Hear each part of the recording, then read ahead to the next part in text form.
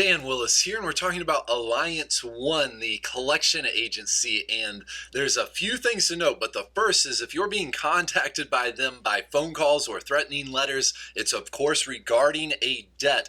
And here's the big key though. Most consumer debts you're not responsible for forever. It's called the Statute of Limitations, and that is the legal time frame and window for which you are legally responsible for repayment. That varies from state to state, so please check your local residence.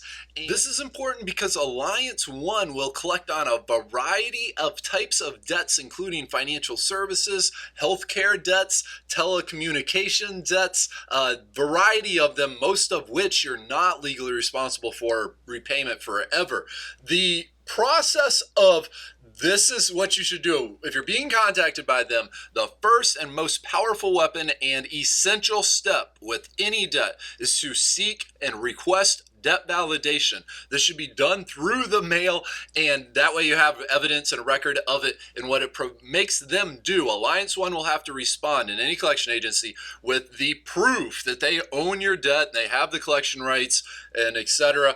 If this happens, then you should negotiate a settlement payment. And this is important because you can negotiate always for less, because your debt was bought for just pennies on the dollar. A $500 debt, just pennies on the dollar. Do the math on that one. It's not much. So they'll be happy to accept a lot smaller, lower settlement payment. But in exchange, and this is so key, don't just pay them, because if you just pay, that item will only be changed to a paid collection on your credit report. That's not a positive credit building item to have. Instead, you need to get them to agree in exchange for your payment that they'll stop reporting your account to all three of the credit bureaus. This is the one and only way you can get that information off your credit report before, the legal time frame. And the process of that is because they'll be happy to do it if you're paying, like they don't care. They'll even a smaller amount, they'll be happy to make that agreement.